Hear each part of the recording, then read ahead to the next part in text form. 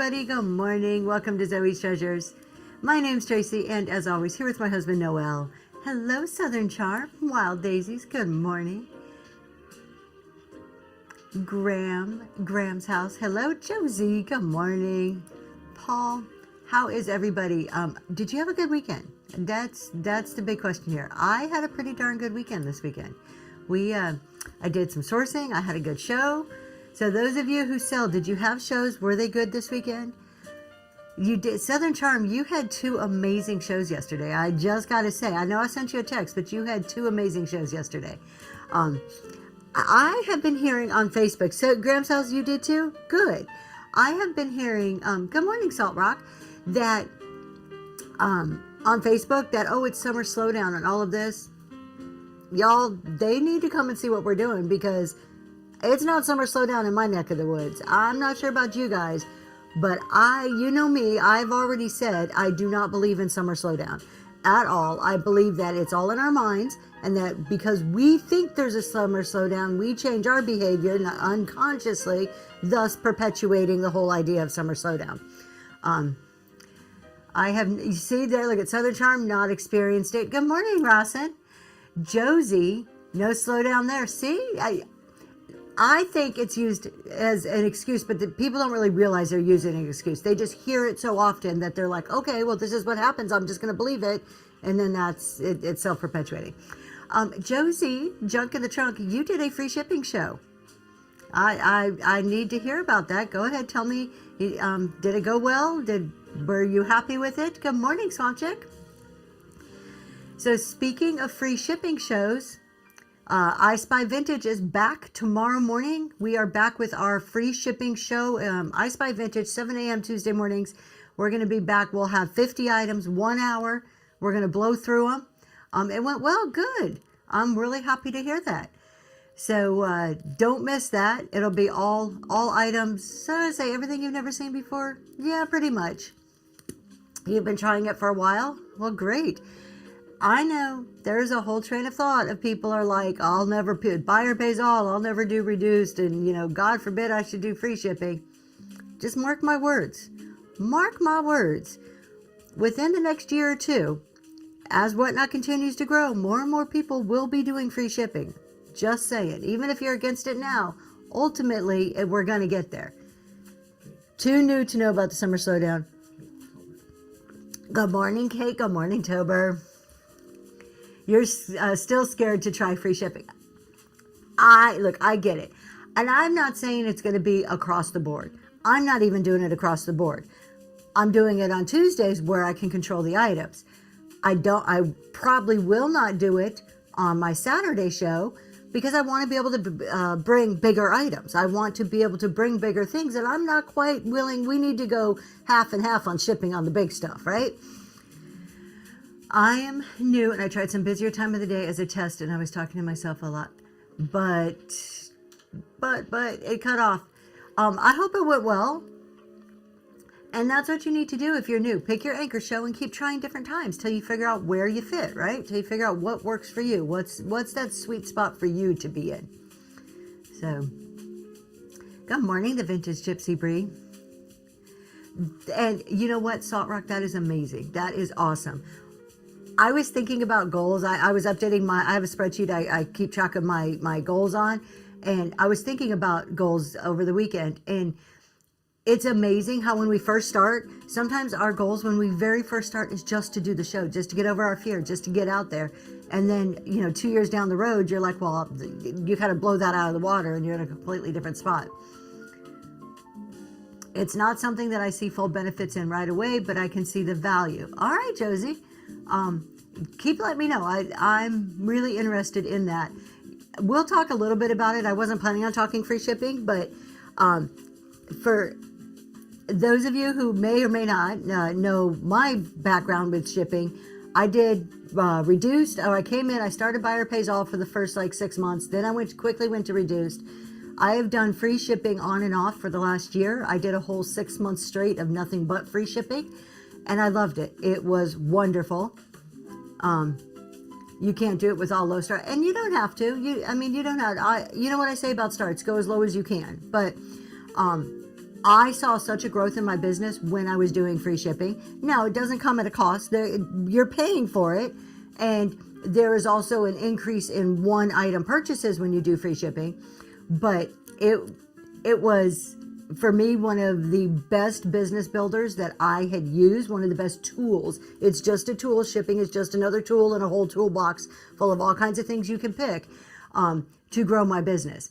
And that's why on Tuesdays I'm going back. Ultimately, my Monday, Wednesday shows will be free shipping too. We're just easing into it. I don't sell enough on these shows on my Monday, Wednesdays to justify free shipping yet. Because that's the other thing. If you're going to do free shipping, you can't just sell 10 or 20 items.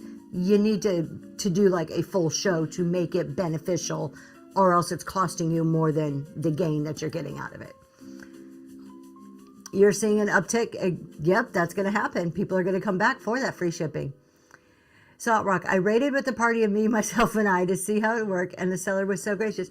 A raid is a raid. It doesn't matter if it's a raid of 1 or a raid of 1,000. A raid is a raid. It's the fact that you took the time, instead of ending your show, to go and find somebody else and join their show. So I am glad that the seller, that you picked a good one, that they were gracious and they welcomed you. And it wasn't one of those nasty sellers who, was rude. So absolutely, I applaud you for doing that. There's a lot of people that are afraid to raid if it's just them. I used to not raid when it was just me because I felt stupid, honestly. And you should never feel that way. That was a completely wrong way for me to feel. So very good. I'm proud of you. Is this your first show?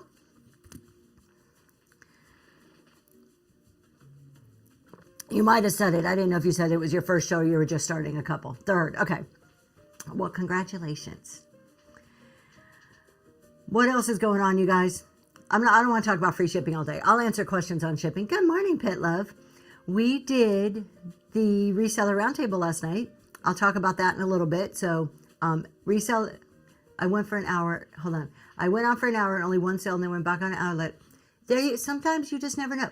Look, I have shows. I have days where I'll go on and feel like it's the best show in the world, and you're on this high all day long because you have this wonderful show. And then I'll do a show, and I'm like, where is everybody? What's going on? Like, sometimes it's just the luck of the draw. Sometimes it just is what it is, right? I'm open for a rate of, there you go. Mama says, come on in. Come on in. So reselling roundtable. If you guys have not heard of it, it doesn't its own tick. It just happens. We are on YouTube every Sunday night at 6:30. Good morning, the Glass Granny. On YouTube, 6:30 Eastern every Sunday night. It's myself, I Love Discounts, and Green 13, and we talk about all things reselling. Last night we talked about eBay versus whatnot, and we're going to get into that in just a minute. I love the way. Oh, thank you so much, Reba. How do we do it? My husband does all of that. We don't run on a phone. We run through multiple cameras and computers with soundboards and graphic boards and all kinds of funny stuff that he takes care of. There is the podcast right there, you guys. Let me get these other words off the screen. All right, my chat just disappeared. Like literally the whole chat is gone.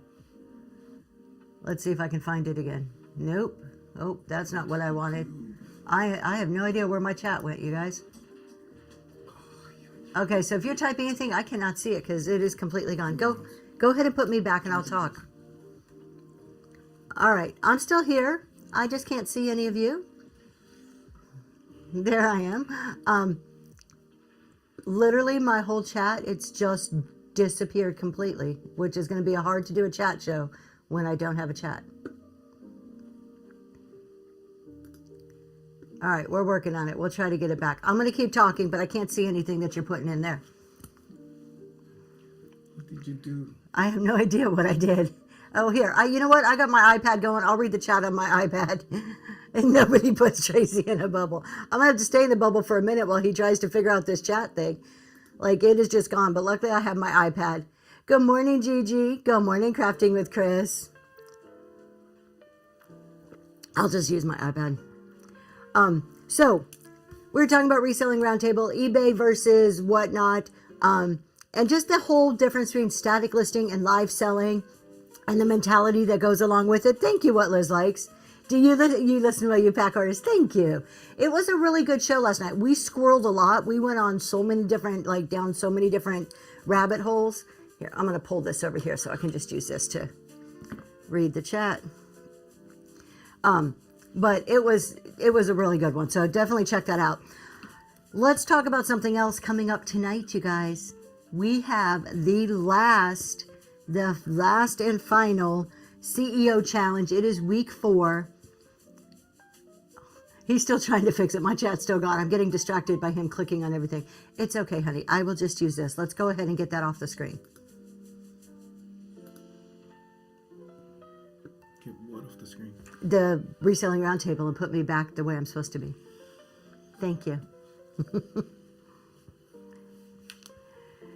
All right. So, Josie, you don't want it to be over. Josie is one of our CEO participants. So we have the CEO challenge tonight. We have been doing this for 4 weeks, the whole month of July. This whole month, 8 participants have been working on specific metrics and business challenges. And the man behind the curtain didn't have his coffee. He's a little touchy this morning because he's trying to fix it. And I'm like, just forget it. Yeah, because she breaks stuff and then I'm the one who needs to fix it. Yeah. I didn't break it. So, the chat's just literally black. It's like it doesn't even say. There's no box. So, okay, he's going to come over and try to fix it. Anyways, CEO challenge. They've been working on this for 4 weeks. Tonight is the final showcase. They're going to tell you how their metric went, like whatever metric that they picked. We had some doing average order value, some doing repeat buyer, like measuring those percentages. They're going to tell you how it went over the course of this month. What did they learn about themselves and their business this month? What are they keeping that they've learned? What are their like, look, I'm never going to do this again type thing? So, yeah, it is. It's the pesky gremlins. If you swipe left, chat disappears. Try swiping right. Yeah, we are unfortunately not on a phone. We are on a computer system, so we don't swipe at all. It's a little bit different. So basically what she did, she popped the chat and then the chat went away because it's a different window. Yes. And I need to find the window. So don't get grumpy. He's grumpy, y'all. I'm gonna just like, we got an errand to run after this. I'm gonna leave him at home. I'm gonna go by myself. Okay, so that's the CEO challenge tonight, 5:50. Don't miss it. It is gonna be amazing. What else are we gonna talk about? Let's talk about there it is. Look, there's my chat window. Let's see. Now my not window's gone, but that's okay. We'll get it back. Was yours grumpy too, Bit Love? Must be something in the air. I don't know what's going on.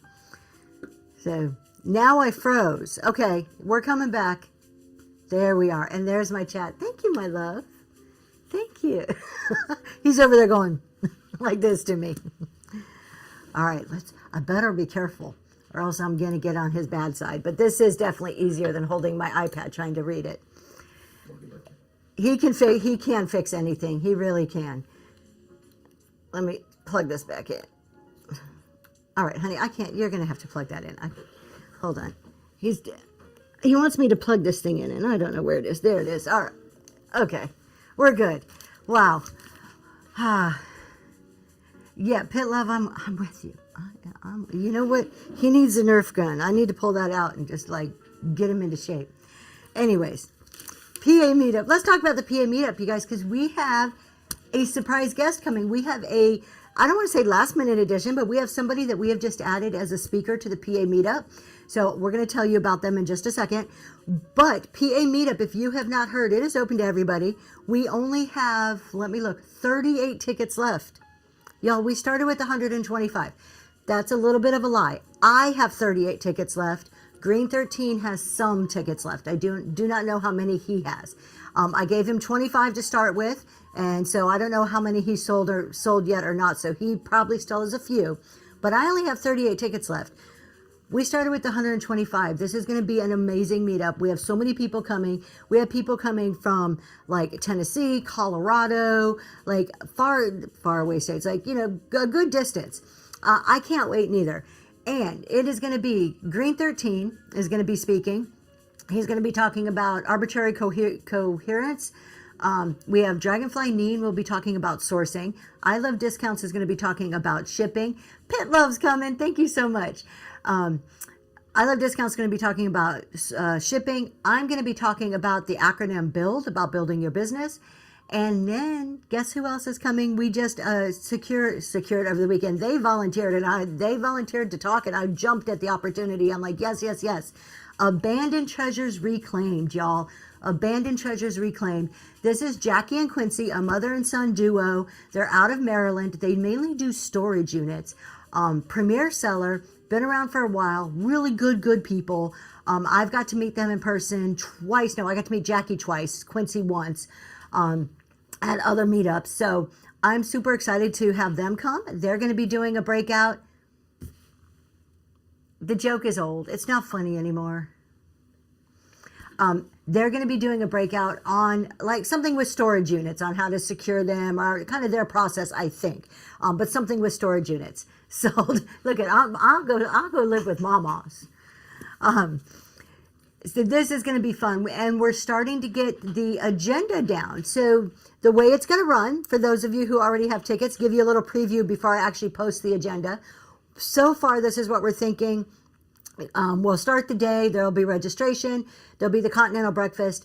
And then at around 9:15, we will do a general session, which is more of a meet your speaker session, where we'll all introduce ourselves, do a little bit of Q&A, talk just kind of a general meet your speaker type session. From there, we'll go into 2 breakouts. So we'll have 2 options. So of the 5 of us, 2 of us will be speaking. So everybody can break out and listen to the topic that interests them most. And then after that, we'll do another hour breakout with the other 3 people. So you'll get to pick 2 to listen to, or you may kind of move between one room or another. Even starts at $1. Good morning, Ophelia's Finds. And then after the second breakout, we'll probably have some type of a closing. We'll have lunch. It's going to be some sort of a buffet lunch, and then general networking. During the opening session, there'll be some type of networking game. Don't worry, if you're an introvert, I'm not going to make you get up and like do a song and dance in front of people. I'm an introvert too, so I take that into high consideration in making something that's comfortable for everybody. But it's going to be a good day. You're going to learn something. You're going to meet a bunch of great people. And definitely an experience worth investing in. And it is tax deductible. It is going to be in Harris. You'll sing and dance, Josie. You're a little more outgoing than some of us. It's going to be in Harrisburg, Pennsylvania, October 3rd.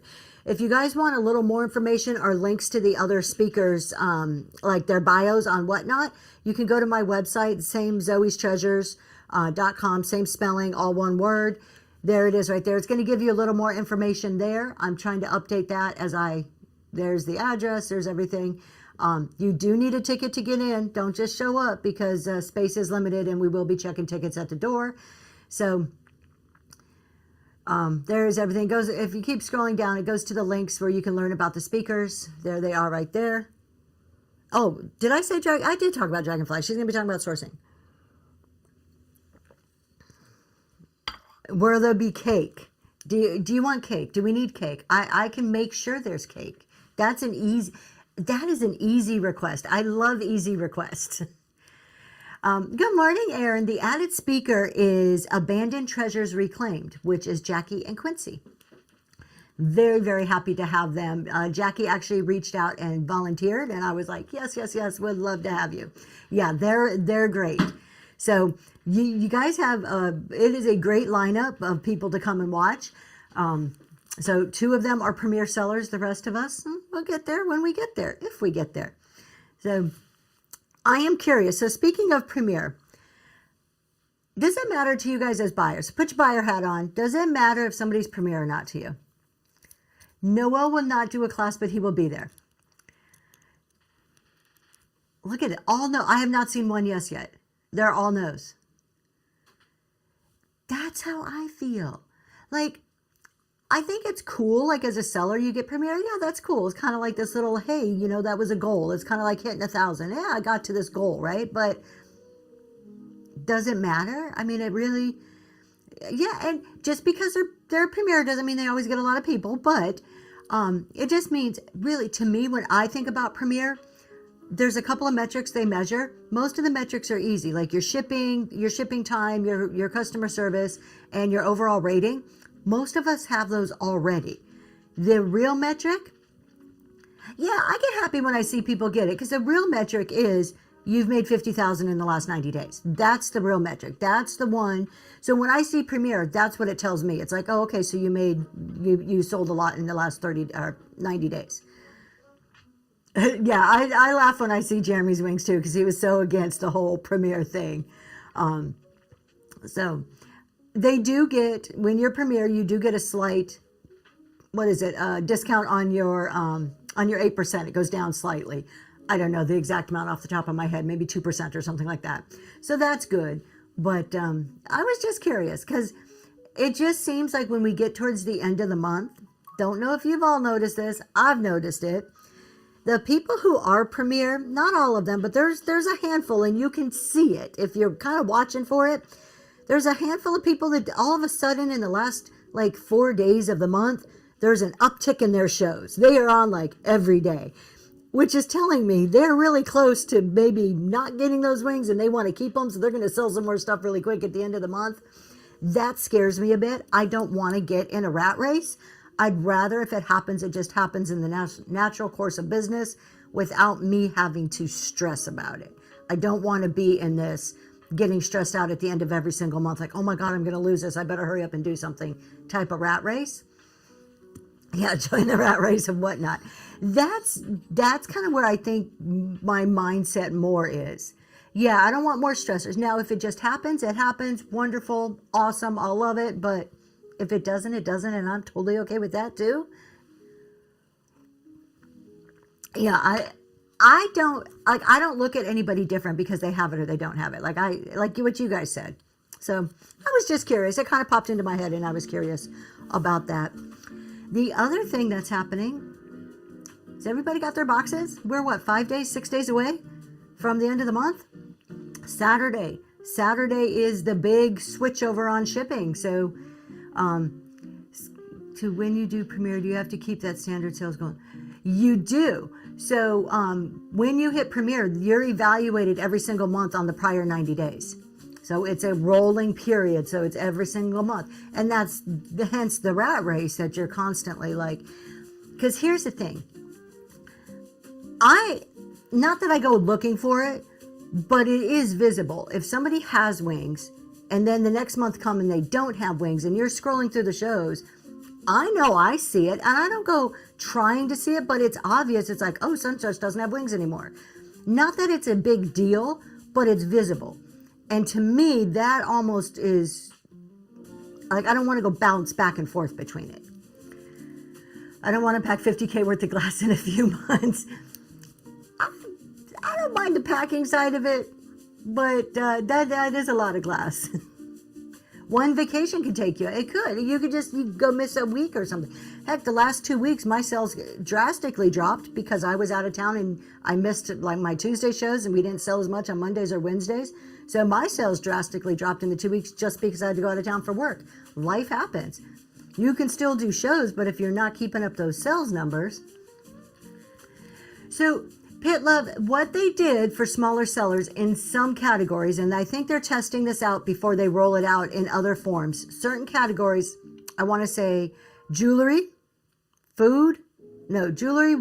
There's 3 categories. I talked about them a couple weeks ago. Jewelry is one of them, where they have a 4-week goal. So if you hit 20,000 in 4 weeks, you get a discount on your rates and then on your percentage of fees. Then it's incremental. Then there's like another drop in your fees at like 25 or 30. So they did roll that out to certain categories. Do you change the size of the boxes? There's no way to change it when you're creating. J. Cole, you are correct. You do not change it when you're creating the listing. When you create the listing, you put in the proper weight. Then when you go to ship the order for the customer, you put in, again, the proper weight of everything packed together and change your box size. Are we able to order Ground Advantage boxes off of USPS website where we've ordered that? No, you are not. Reclaim Vintage. And there is somebody going around here. I forget the person's name. They were in Green 13 show. they're probably a wonderful seller. I have nothing against whoever was saying it, but somebody in Green 13 show yesterday was saying you can call up USPS and get Ground Advantage boxes. No, you cannot. It is not available to people. You cannot use the Poshmark ones for whatnot. That's not what they're made for. So unfortunately, there is no ground boxes. We have to go buy our own boxes, but we're getting almost a $2 reduction. They just changed it. You tried. Franklin Hidden Treasure says they tried at their local post office. Let's see. When the items are bundled, I have to use a bigger box, which is costing me more. So, okay. So J. Cole, what you need to do is either unbundle it. If your box is bigger than a 12 by 12 by 12, there is the chance that it's going to cost you more because dimensional weight comes into play. So what you need to do is unbundle it and fit it into 2 different boxes, or you're gonna look at the prices. You're gonna say, okay, if I'm using a box that's a little bit bigger and I put in the right weight, the right size of box, and maybe now it costs you, $13. Well, if I were to unbundle into 2 boxes, I've got to pay an extra $9.21. Well, I'd rather pay the $9.21 than the $13. So you need to play around with it a bit and see what is the most economical way for you to do it, whether that means using the bigger box or unbundling it into 2 smaller boxes. If you have buyer pays all shipping, they should have paid enough. You shouldn't incur any cost. Or if there is a small minimal cost, your adjustments should cover it. If you do not use buyer pays all shipping, then yeah, you're going to have to pay it. But they bought enough to cover that, right? They spent more money. You should be able to cover the shipping. Flat rate in the post office. Yeah, we're still, Franklin, I totally agree. Even at $12.99, we are still getting a great deal for our flat rate up and through November. Will I choose to use that? I don't know. For the items I sell, I don't use flat rate as often as I use other sizes. So we'll see what happens in the course of doing business. Good morning, Old Road Trading. Good morning. The problem with the priority when mailing glass is that a lot of the pieces don't fit. Yeah, then that's just it. For me, for vintage, I'm trying to think. I mean, I have tried to use priority and flat rate as much as possible because those boxes were free. I still use a lot of boxes that I pay for. But I also understand that people in clothing and jewelry and some of these other categories, almost like 99% of the boxes they use are those priority boxes. So it's a little bit different on the category and the items that you're selling. Looking Glass has never used flat rate. Why? So Looking Glass, this is the thing. I'd be curious, why would you want to drop reduced right now, particularly with the shipping cost between 1 and 5 going down? Because you're not the first person I've heard say that. So I've heard multiple people say that.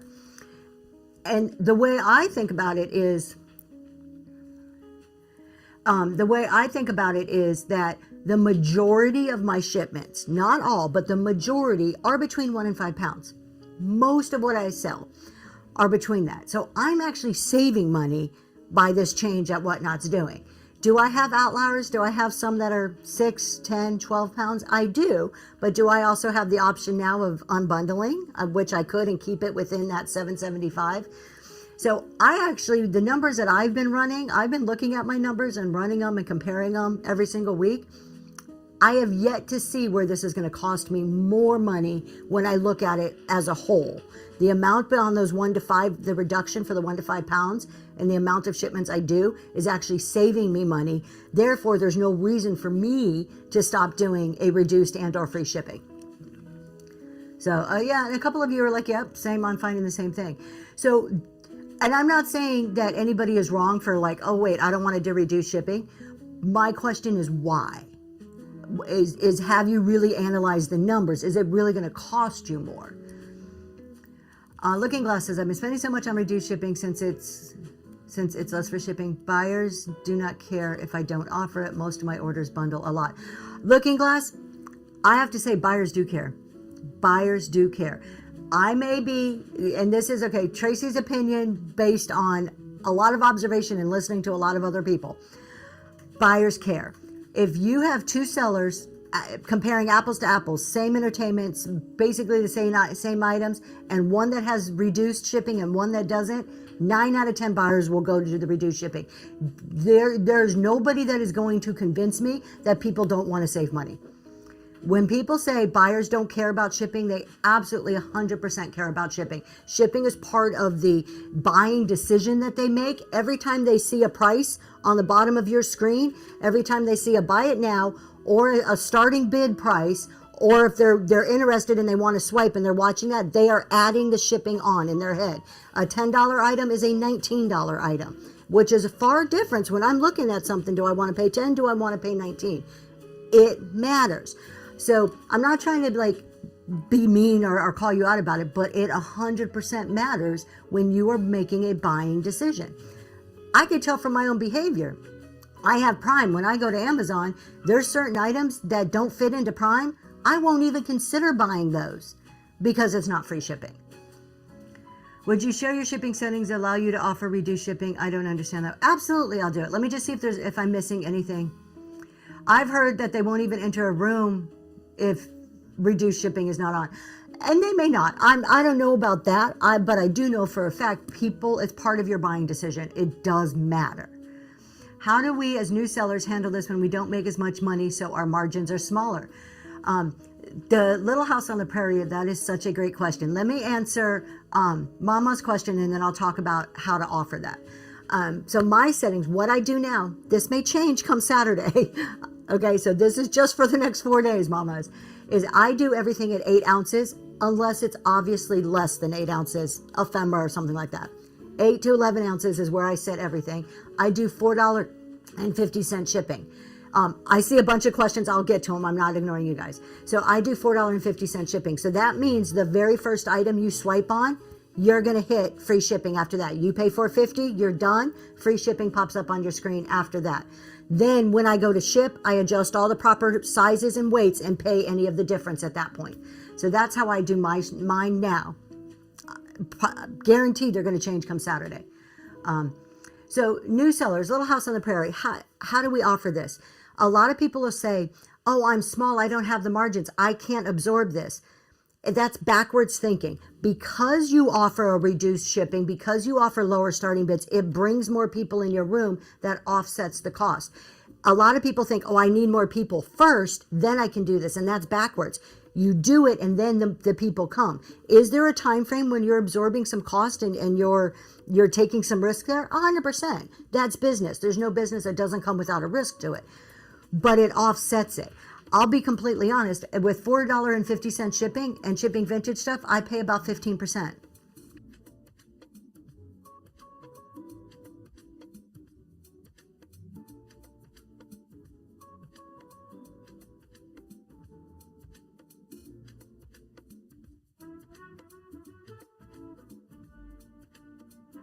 I'm getting yelled at because I'm not answering all the questions over here. I'm getting to them. So it's not about when you're looking at this. It's not about having more people in your room first. It's the opposite. Let's see. I feel like shipping is high. I'll pass. I live in Texas, Trish, and I sometimes sell from my mom's house in Oklahoma. Do I change the return address to mom's? You do not need to, but just know that the shipping is going to be based off your Texas address. So if you have somebody that's in Oklahoma, your shipping goes from Texas to Oklahoma. It costs a certain amount. If you had an Oklahoma address, it would be less if you're shipping right down the street. So just remember, you can still ship, keep your address the same, but the shipping costs are all going to be based off your Texas zip code. Let's see if I missed any other questions. Faye says, I'm a seller and a buyer. Shipping cost is the first criteria on whether you stay in the show. I agree. No, anti-freeze. Never raise your starting bids to offer reduced shipping. Your buyers will see right through that in a heartbeat. Buyers are smart people. We're all smart people. We know, and a lot of buyers are also sellers on here. We can see that happening in real time when it's happening, and it's a turnoff. It's like, oh, you're giving me something, but you're taking this away. Well, you didn't really do anything for me, right? The whole reason to offer reduced and or free shipping of some sort is to reduce the barrier to buying, to make it easier for people to buy. All right. Okay, I gotta announce this over here. Man, he is in an uproar today, y'all. We are going to be giving away a ticket to the Pennsylvania meetup in a little while, so don't go anywhere. If you're interested in coming to the Pennsylvania meetup and maybe can't, you're like, hey, the money's a little tight, we are giving a ticket away. Ingalon, if you guys know Ingalon, another premier seller, she bought a ticket and she has donated it to give it as a giveaway. So there is a ticket coming up. Pretty soon we're gonna run the givey, so it's coming. Whenever he decides to hit the button is when it's gonna run. So he was telling me to make sure I announced that. The Aaron says, I lowered my prices this month, have reduced shipping. My transactions increased by 1,500 over the last year. Look at that, you guys, right there. It works. It really does.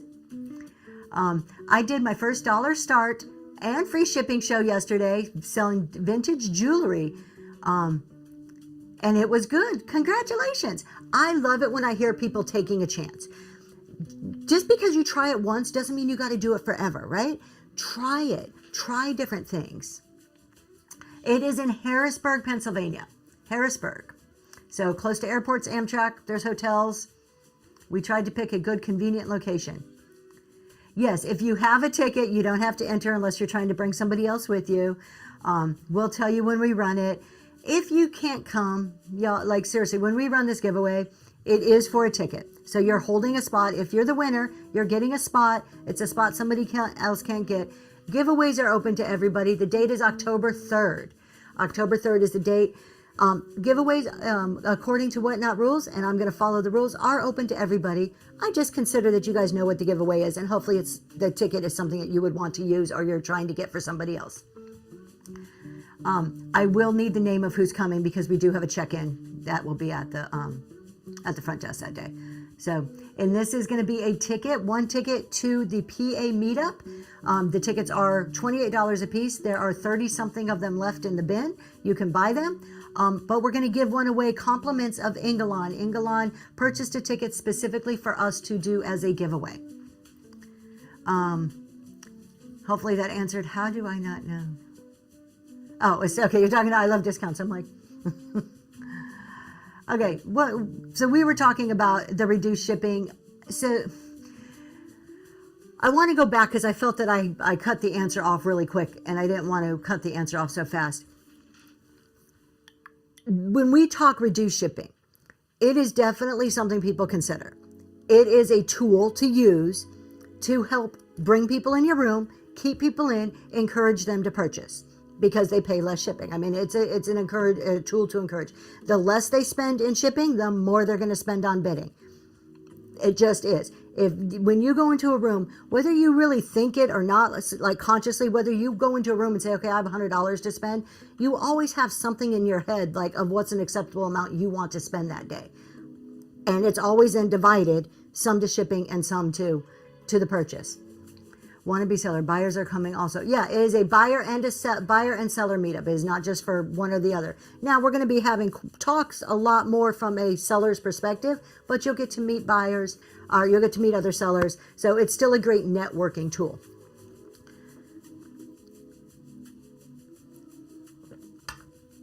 I do want to say on the reduced or free shipping, and this is a really important point, I think, if you were brand new, yes, I fully encourage it, but not right off the bat. Do not do your first couple of shows as reduced or free shipping. Do it buyer pays all. Get to understand those numbers, understand the system, how it works, understand what shipping is costing, and then make an educated decision on what you want to do with shipping. So I never want what I'm saying misconstrued where Tracy's telling all these new people to go do reduced shipping. No, you need to understand your data first and then make a good decision on where you want it to be. Because it's not, right now, a lot of people default to 921. You can make it anything you want. And come this new, come Saturday, you'll see a lot of people going to 7 to 75 are taking it off at all. One of the reasons that I have gone back a month ago to doing Tuesdays free shipping is because of the shipping changes, to stand firm and to show people that this is a good thing and you can be successful and you can do free shipping or reduced and still be successful on this app. That it doesn't, the benefit outweighs the initial cost of it. I started to say how much I spend on it. For people always want to know, well, what does it cost you? How much is it eating into your profits? It does cost you. My $4.50 shipping, when I went to $4.50, I'm paying about 15% when I do a $4.50 shipping show. Good morning, Lori. So I see it. I see it, my love. So I spend about 15%. Some shows a tad bit higher, some shows a tad bit lower. That's an average. When I do free shipping, I am upwards of about 26 to 28% of my profit. However, on the first 2 free shipping shows, I had a 51% increase in my sales and a 28% shipping cost. The sales the sales outweigh the shipping cost. So does it cost you? Yes, but you're making more money. And additionally, here's the other thing about it. I'm going to answer this question, then I'm going to talk about the other side of it that people don't think about. What is your plan in the real-time charges on the back end for the seller? So my plan going into this, going into Saturday, I'm going to keep everything the same for my, like a week or two. I'm going to look at the numbers, and I have a suspicion in my head that I'm going to drop my weights down a bit. So I'm maybe instead of 8 to 11 ounces, I may use a slightly smaller weight, and then change everything on the back end so that I'm paying everything that's due to the post office. So placing a lower start bid caused people to bid against each other for me, and I got more. Absolutely, the glass granny, the lower you can go, the better it's going to be. You will have more people interested in your items and bidding, the lower the start bid is. I remind my customers every show that if they meet the reduced shipping in the first few buys, shipping is free. It's a powerful tool. You cannot tell me when you hit that reduced limit and you see free pop up at the bottom, that's not a motivator to be like, ooh, I got free shipping. With reduced shipping, am I missing something, my love? Okay. With the reduced shipping, is the amount charged to the seller based on the listing weight or the actual shipping? It's based on the listing weight when the auction runs, and then when you edit it on the back end to the actual weight, if there's any overages at that point, then you're paying the overages on the back end. So it's like a half and half. It's not let me correct that statement. It's not an exact half and half. I will give you an example. If I sell something for £1, let's run something. Let me show you. Let's run this. All right, take a look at this, you guys. Here we go. Let me move my coffee out of the way. I'm going to run something. We're going to walk through a real example. We have a gorgeous Avon. Look at her. Look at this bottle. Pretty darn pretty, huh? It's a little washed out. We'll fix the lights there. This is an Avon bottle. How gorgeous is she? This is like a little piece of art going on. Let's see. He's yelling at me. There we go. Get it centered. It has a cork top. Does it say Avon? It says Avon on the bottom. We're going to go ahead and run this really quick. We're going to talk about how the shipping is going to work on this item. So I'm going to run it right now for $1. We're going to run it for 10 seconds, 5-second restart. That's up for bids. If you like this Avon bottle, it is in wonderful shape if you're an Avon collector. So this is running right now. It is 8 to 11 ounces, the setting for the shipping. Whoever wins this is going to pay $4.50. However, at that point, it actually calculates out to like, I don't know, $4.80 or whatever. So I'm going to be charged anything over $4.50 immediately. Tober, thank you so much. This one's going to you. So with that purchase right then, Tober just got charged the $5. Hold on, let me see if I can get this sticker off. The first one always gives me trouble. Tober just got charged the price of the item plus $4.50. I was then just charged probably like 38 cents. Now, when I go to ship that, I'm going to wrap it in bubble wrap. We're going to put it in a box, and it's going to be more than £1. At that time, I changed the box size, I changed the weight, and I pay the additional, whatever the difference is, up to $9.21. That's what I pay at that time. So hopefully that answered your question. So it depends on where your shipping is, what you set it at, on how much you're paying on the front end versus the back end. Is using smaller weights helping to control the cost of whatnot fees? No. That's an interesting, Swamp Chick. That's interesting because the whatnot fees using a smaller shipping weight is only going to calculate in on the 2.9%. So possibly it cuts some of that down slightly because then The rest of the shipping that I pay isn't applicable to it because it's not running it through a credit card. It's running it through the account of money that's already sitting there. So it does to some degree, but I don't think it's a tremendous amount. Is it better for the seller to list items weight on the lower end in regards to shipping if doing random pulls? If you're doing a reduced shipping, it is a method you use to control the cost on the front end. So yes, reclaim vintage. If you're doing a reduced shipping. However, you always still have to fix it on the back end. I know you probably already do that, but I feel like I need to say it just so nothing is misconstrued, that even if we list a smaller weight on the front end, we always fix it on the back end. So, I'm a little behind. I'm catching up, you guys. Okay, so bigger items like quilts, I tend to start those higher. Do you really recommend starting lower? I just don't. Yeah, absolutely, Little House on the Prairie. I run everything at the same price. I highly recommend one starting price across the board. How can we best control the amount of what we get charged on the front end? It's through the weights, Swamp Chick. It's through the weights that you use. What weight are you using to do the 450? I set mine at 8 to 11 ounces.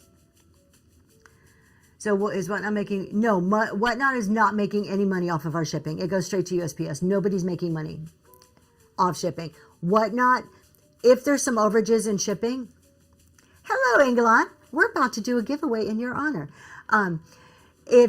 If there are some overages in shipping, Whatnot does keep that money. But think about the adjustments they give for free and all of those carrier adjustments that they're now passing through to us. When all is said and done, it's costing Whatnot money. They are not making money off this. It is costing them probably hundreds of thousands of dollars in shipping costs. Good morning, Inga. Since Inga's in the house, we're going to go ahead and get that Givey started. The Givey is for a ticket to the Pennsylvania meetup. So it's just a ticket. It's just going to waive the cost of the ticket. So you don't have to purchase the ticket with us. You still have to pay your transportation and hotel. So thank you, Inga, for the Givey.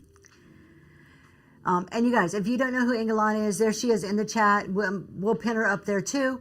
But go check her out. She sells all kinds of stuff. She mainly does storage units, but there's jewelry, there's sports cards, there's clothes, there's vintage, you name it, you got it there. So somebody asked a question. What do you mean by fixing the weight on the back end? Kate, what I mean by that is when you put an item into Whatnot, you have to tell Whatnot how much that item weighs, right? Then when you go to ship, maybe you have a customer bought 2 or 3 things, maybe they bought 1 thing. But in the shipping screen, you have to adjust the box size and the total weight of that package. So right before you put that last piece of tape on, you set it on your scale and you get the weight.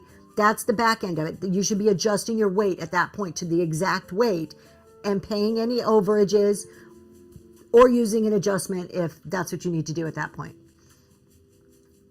So, okay. There is so much things on my screen that I cannot read my chat whatsoever. I have like 1 line of chat. Whatnot, what are you doing to me? Okay. Let me look over here to see what I missed.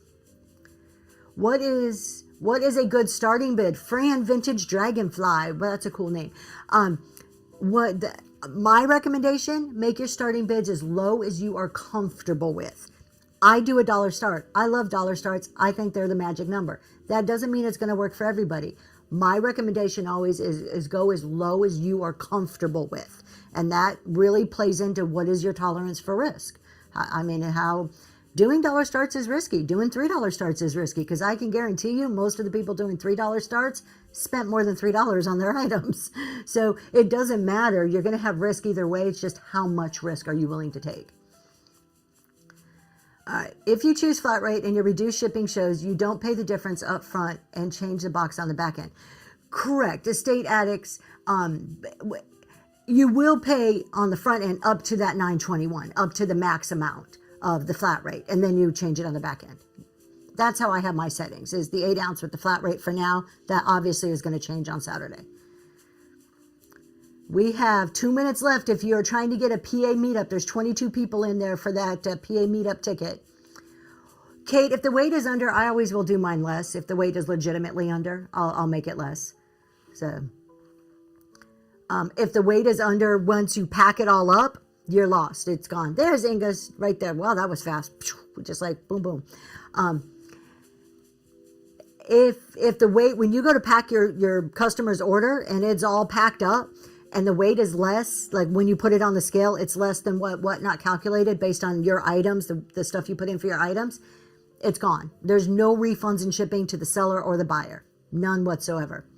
The PA meetup, Junkie Punky, October 3rd, we are doing a PA meetup in Harrisburg for buyers and sellers. We have 1 ticket, compliments of Ingalon, that is running as a giveaway right now. We have 30-something tickets left in the bin for purchase. Once they're gone, they're gone. We had 125 tickets to start with. We are down to 30 here. Green 13 has, I don't know, maybe 20, I'm guessing, 15 tickets, something like that. Let's see if I missed. Kate says, "What? Well, it is not a Whatnot hosted meetup. I am hosting it as Zoe's Treasure, so it's not Whatnot hosted, but it is a meetup of Whatnot sellers. We may have some sellers from District, some eBay people, so it is really open to all resellers. However, the majority is Whatnot because this is the only place the tickets are being sold." Look at that. Bingo says, 2 upcoming shows. She is just chatting and doing a huge discount, 70% off in the bin. Kate asked, what if the weight ends up coming out to be under the back end? There's initially, yeah, so I answered that one. Old River Trading Company is asking Franklin Hidden Treasures about $5 starts. I would love to hear how $5 starts are working for you, Franklin Hidden Treasures. I am about an hour south of Harrisburg. We picked Harrisburg because it has an airport, an Amtrak. It's close. Jeremy only has 8 more tickets in his marketplace. There you go. 8 there, 30 something here. That's it. We're about to be sold out.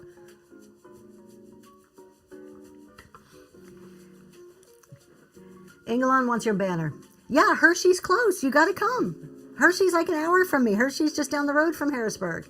Inga, just let me know. I'll hook you up. All right, there's 11 seconds left, so I'm trying to stall so we can let this giveaway go so I don't have to like start talking and stop talking and, you know. We do have useful husbands. Yours helps you ship, doesn't he? I see a lot of your Instagram where your husband's shipping. Antifreeze, you got that giveaway for the PA meetup ticket, so I hope you're coming. I'm going to put your name down. If you won the ticket and you are going to give it to somebody else, you need to let me know who that is so I can make sure they get in the door because we do keep track of names. Congratulations. So that was awesome. You guys, if you want to come, again, there are a few tickets left.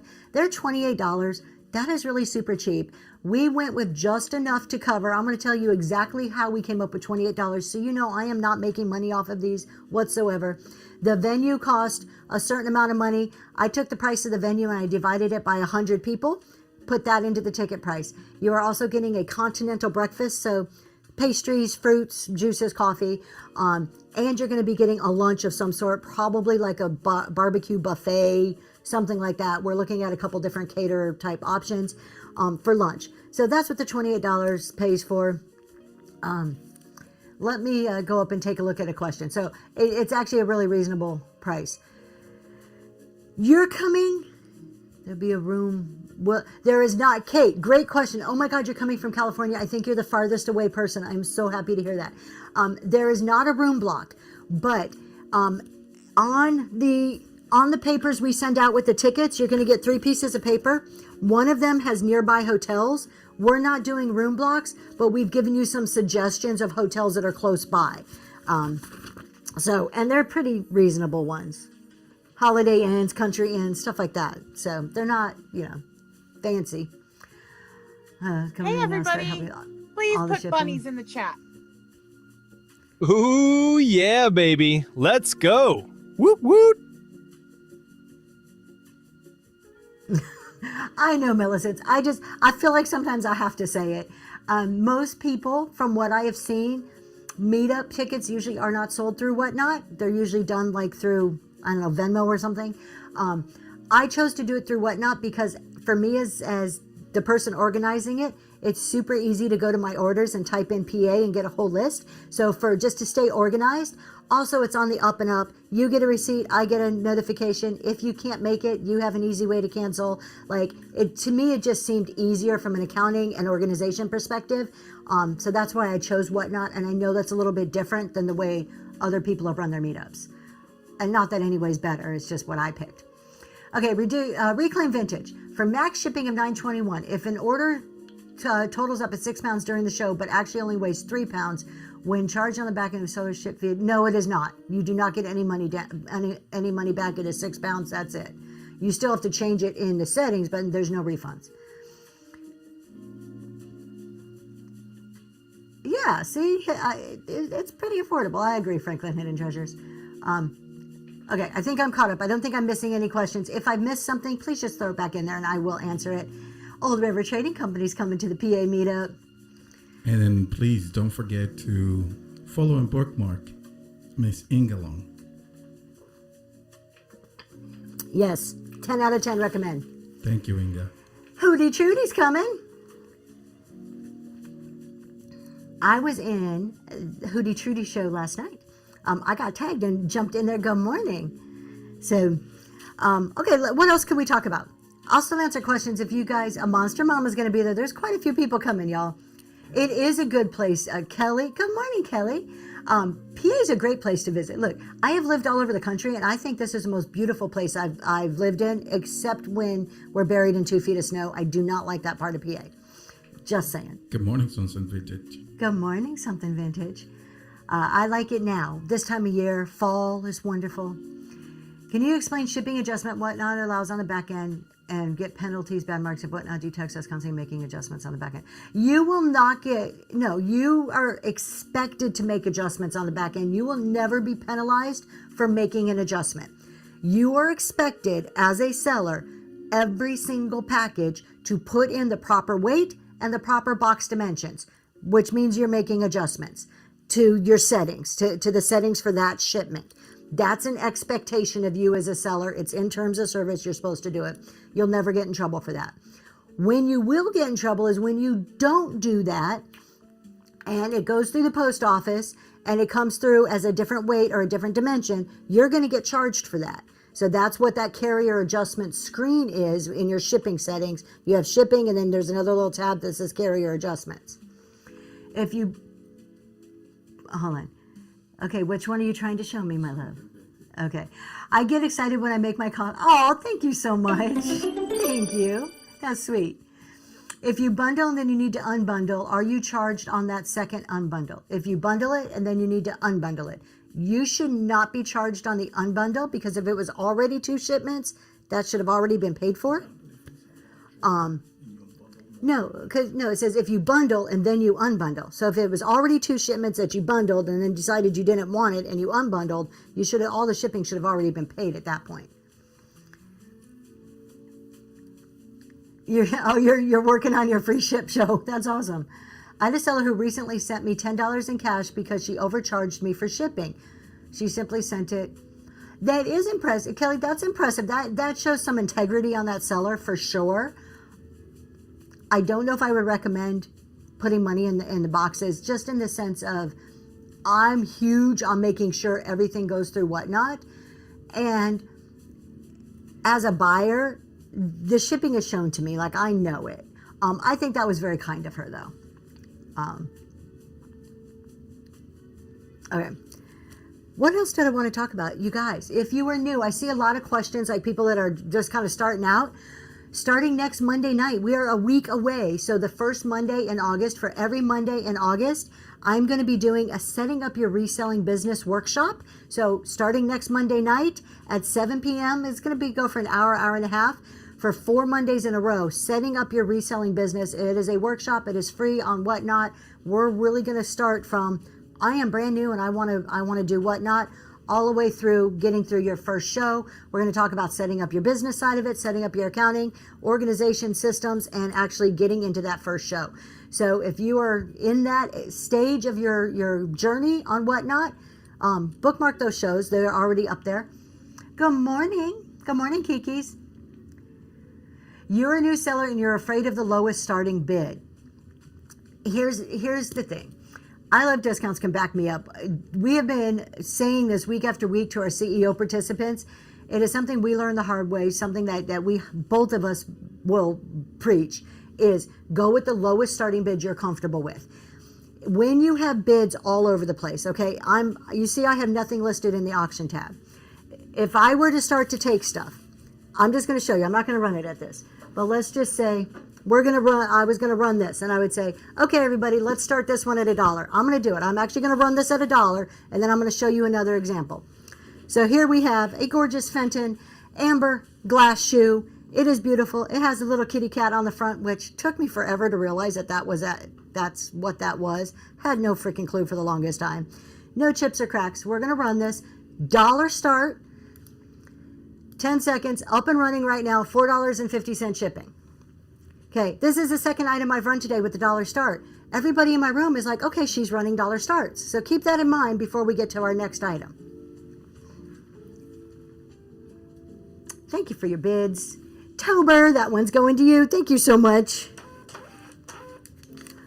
All right, everybody. Thank you. We've been doing $1 starts. That's amazing. We're going to go ahead and do this salt cellar. I'm going to do this one at a $15 start. Let's start it right now. $15.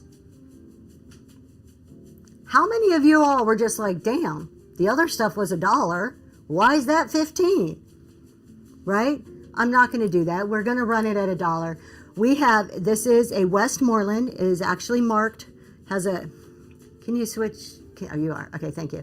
It's actually marked Westmoreland. I know it's going to be hard to see, but there is the Westmoreland. It is in wonderful shape.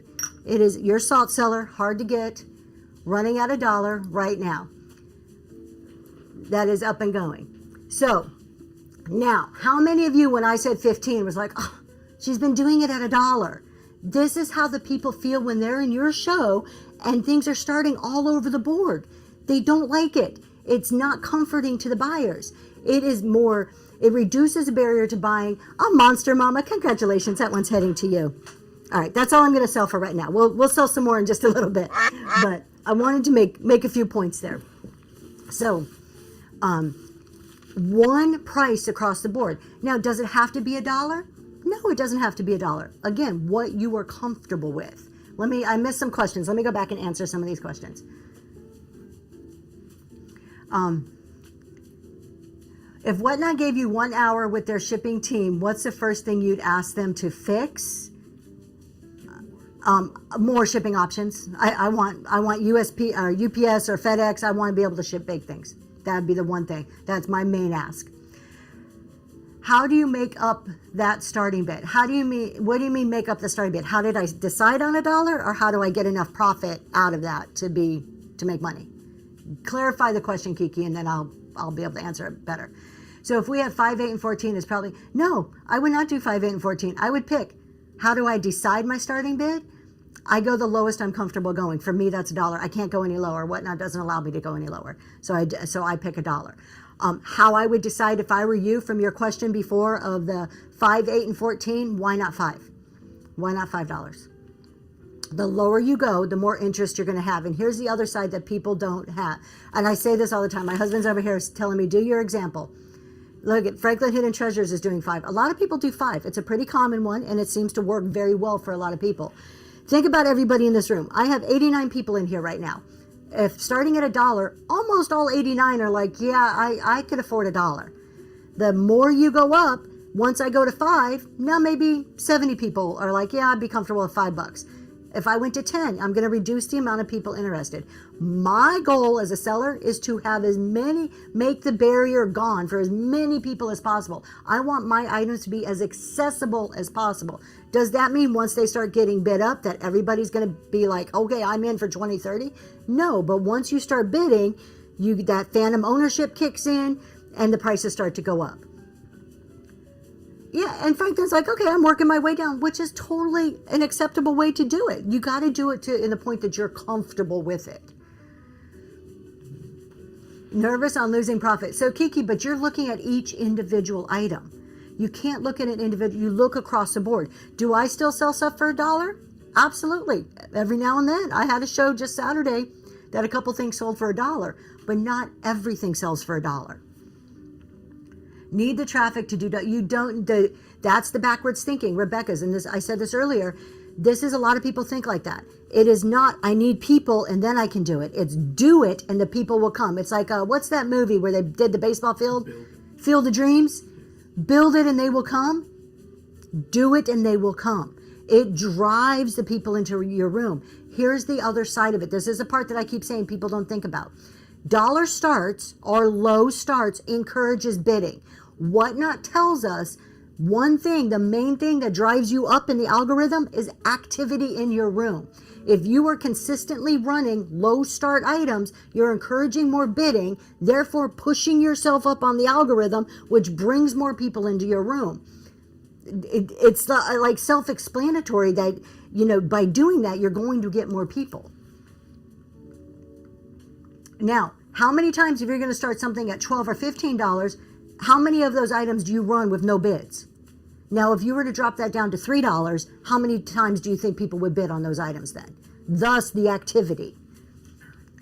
What does Aaron have to say? My rooms grew exponentially when I went to $1, like from 18 to 20 people per show to 30 or 40 for the entire show. And Aaron sells sewing notions. I'm not just diminishing what you sell, but sewing notions are not the most popular thing for everybody, right? There is a group of people who are into that hobby.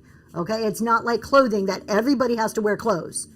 Okay, not everybody sews. And he had doubled his audience in his shows when he did this.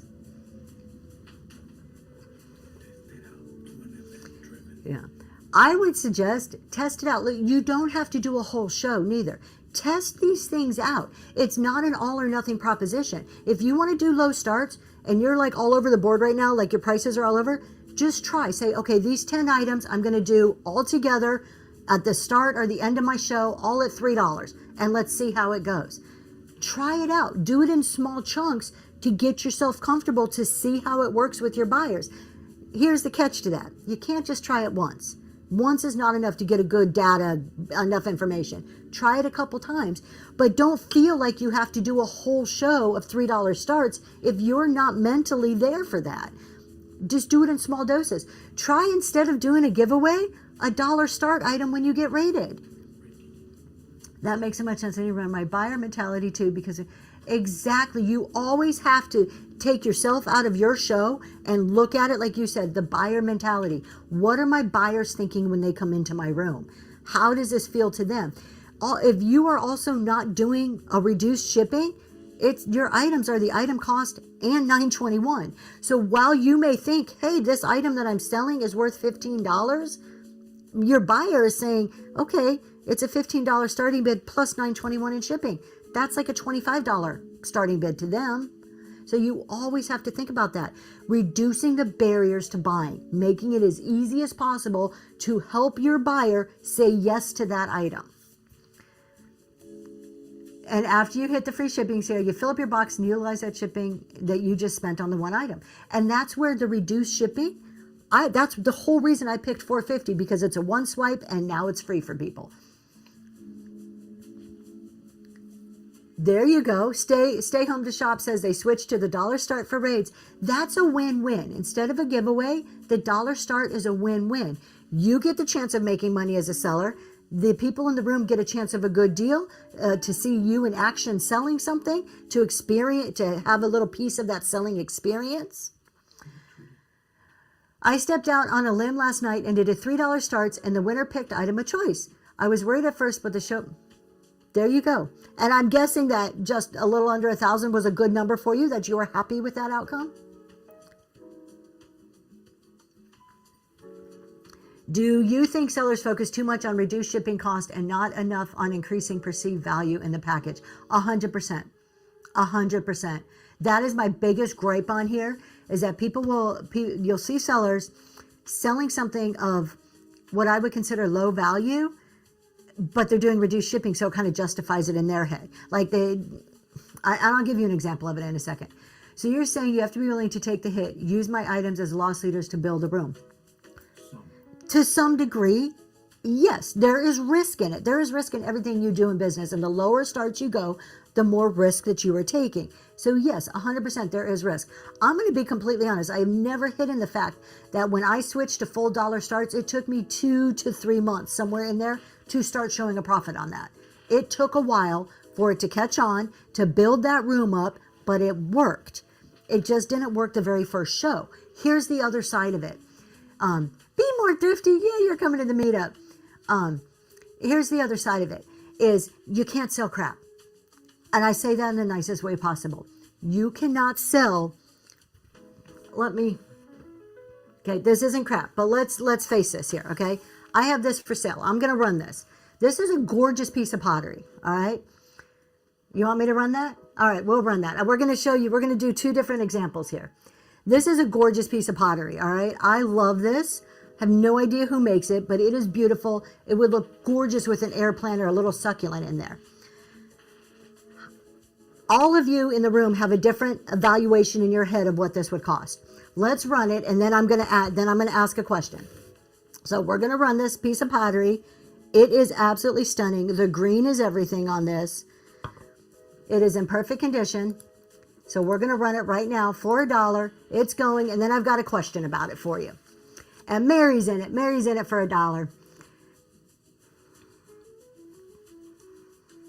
Thank you guys for your bids. Fully dying millicents. Well, we can't do that. Cindy Golden Girls, thank you so much. Okay. Thank you, Cindy Golden Girls. All right. Now, my question is, when I held this up, I want you to put in the chat, what would you pay for it? The minute you saw it, either 0, I don't want it, or what was an acceptable price in your head?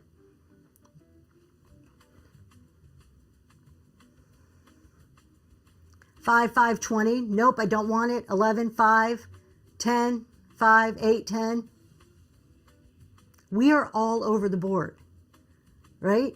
We are all over the board. I could be on the $20 side. If I value this at 20, like somebody said 20, I didn't see the name, it flashed too quickly. None of you would have bid except maybe one person. All right, let's do this one now. My husband controls all the cameras. Y'all, check this guy out. Let's run this, okay? That was a lower value. I want to make the difference here. The pottery was a little bit lower value of an item, right? We all said it went for $5. This wasn't a $50 item. Let's look at this guy. This is a Fenton, hand-painted, signed duck that glows like, does this guy glow? Yes. And he glows. Look at that. Look at that glow. How gorgeous is this duck? This is a little bit different value of an item from the one we just shown, right? Very different. We'll switch it. There you go. Look at it. It is signed, hand-painted by something Corey. It's CC somebody. Absolutely stunning. Fenton, hand-painted duck. Gorgeous piece of glass.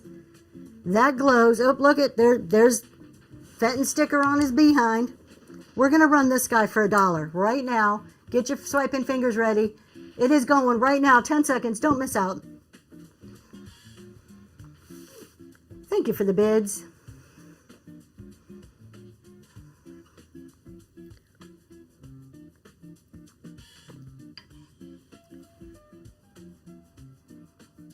Thank you, thank you. Cindy Golden Girls, congratulations. That is a great pickup. Okay, the point I want to make with this is, all right, you can switch back, thank you. I can't sell this and expect it to go to $50 or $30. It's not worth it, right? But I can sell this, something that is more of a higher value of an item, and expect it to be bid up. The problem is people do dollar starts and they only do the lower value items because they're so afraid of losing money. They never bring the good stuff. And then they say dollar starts don't work. You have to bring higher value items to get higher value in your bids. That's the part that people just seem to skip right by. Let me see some questions. I know I'm missing some questions. PP's Electric, we're going to get there. That you're hitting on exactly what we're talking about. If a seller has great inventory but a small audience, are dollar starts helping them or hurting them? They can help them. They'll help bring the more people in and grow their room. Why would you start something for less than what I paid for it? Because it's called the loss aversion, phantom ownership, the endowment effect. When I start something for $1, the first thing I'm doing when I start for $1 is I am reducing the barrier to buying. Every person in this room probably has $1 they can spend on something. $1 and the lowest shipping that I possibly can go to it. So, thank you. I appreciate that message. So, starting at $1, first of all, opens it up to the whole room. The minute somebody bids, psychologically, they have this ownership. That's mine. Bob swipes, and Bob's like, okay, that's mine. Then Sally swipes, because you know what? Heck, I'll spend $2 on that. Again, we're not bringing crap. We're not bringing our leftovers. We're bringing stuff that has value to it. When we're bringing stuff that's, valued $15, $20, $30, if not more, $2 is a no-brainer. So Beth swipes. Beth is like, yes, this is great. And then Bob swipes, and then Sally swipes, and Sue swipes, and whoever swipes. And the minute Bob swipes, he's like, that's mine. And then somebody else says, no, that's mine. That's phantom ownership. Just the act of swiping me is psychologically that you own it. And it's going to keep that ball rolling, thus keeping the prices going up. Then there's loss aversion. That's the other side of it. Losing something hurts more than winning something. Okay? Losing something, the fact of that loss aversion hurts twice as much as the good feeling you get from winning it.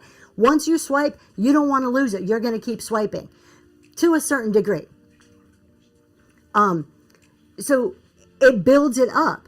I rarely will sell stuff starting at $1 that will sell for less than what I pay for it. Rarely.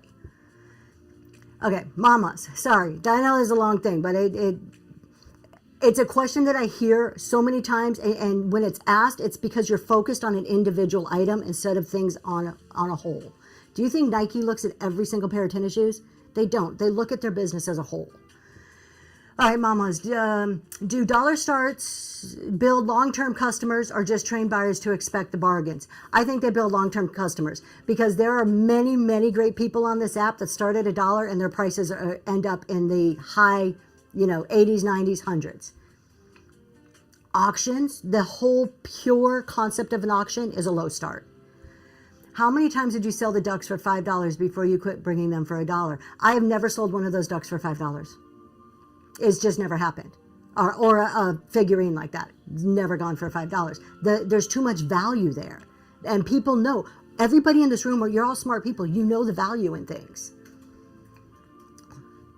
How many people do we need in a room for this to work? I would suggest more than 3 or 4. But again, that's the backwards thinking. You don't get the people and then do the low starts. Twofold treasures, I'm glad you're coming to the meetup. You don't get the people and then the low starts. You start the low starts and the lower shipping, and the people follow. It's the Field of Dreams concept. Build it and they will come. It's a true theory. I have people messaging me every day that it works that way. That it's worked for them. First time here. Thank you for all this information. How do you get diverse deals?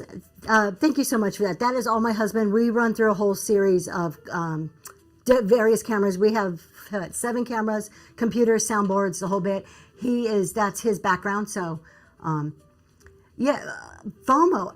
The FOMO is real. And the lower your start is, think about this. If you know you can do $1 bid, that's like, hey, I can do this. I'm in for this. And now you're afraid of missing out. That FOMO starts kicking in. If it starts at $15 or $20, you're like, yeah, I couldn't afford it to begin with, right? Let's see. Franklin says, we're going to have we are. I'm so excited for the meetup. We have so many people coming. What are we down to? I got to look at these tickets now. They've been selling like crazy this morning. 29 tickets available. Let's see. I am missing a comment. I want to go up and read it here. Hold on. Tanya says, I am new, getting ready for the first show. Congratulations, welcome to Whatnot. But uploading all my stuff, is there an easier way to? There is. And actually, I was going to talk about pre-listing versus random today, but we've been talking about other stuff, which I'm totally cool with. CSV. So if you want to pre-list everything, CSV, go see, can you put Crystal's in there? Crystal's Vintage Collection. She teaches CSV. It's basically like an Excel or a Google Sheet document that you put your information in and then upload it into your drafts on Whatnot. So it's a way to get a whole bunch of listings into Whatnot at one time. You still have to fill out the Google Sheet or the Excel, but you can do copy and paste. It's a lot quicker. Crystals will walk you through step by step by step. There's also very detailed instructions on help.whatnot.com on how to use CSV.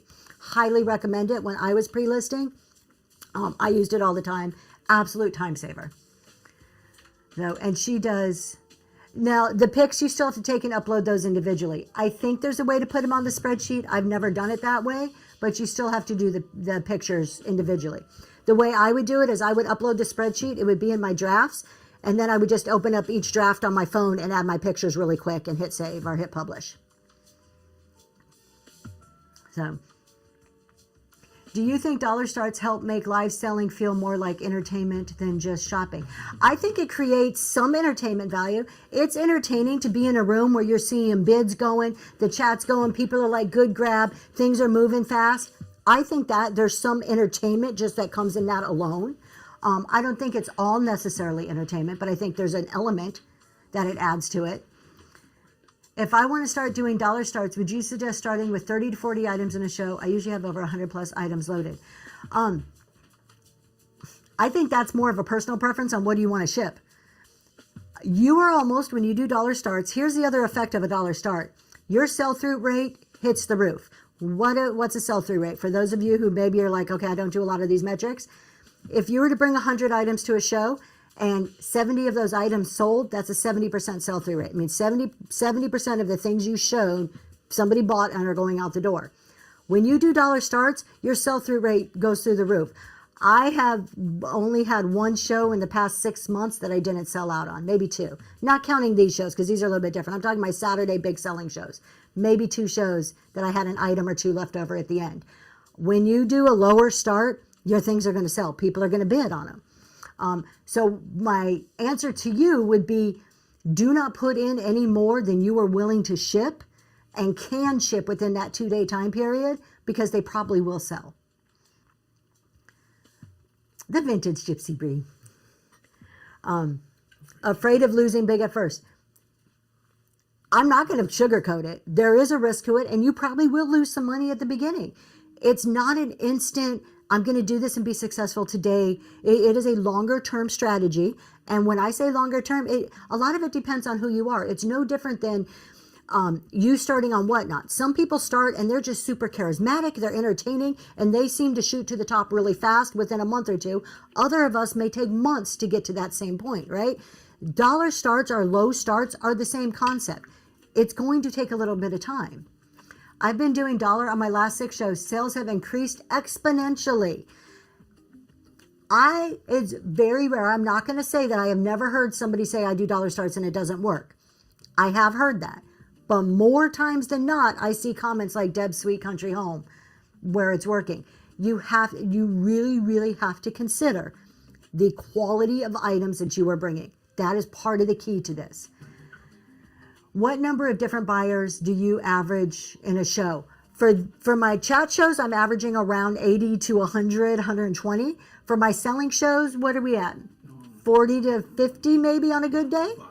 Our buyers, I mean, is that?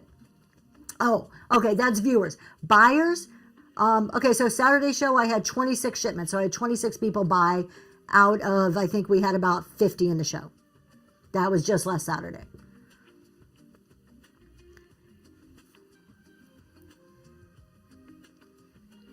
Debs, that's a great question. I would love to hear that, but you don't have to give an answer. The Gilded Fox Vintage. Thank you so much for the raid. Welcome in, Raiders. Grab your hats and step into Zoe's Treasures, where the relics aren't cursed. They are for sale. Welcome in, everybody. My name's Tracy. This is Zoe's Treasures. We are doing a chat and sell. We're talking about starting bids, reduced shipping, all things Whatnot right now. The Gilded Fox, thank you so much. We are having a great show.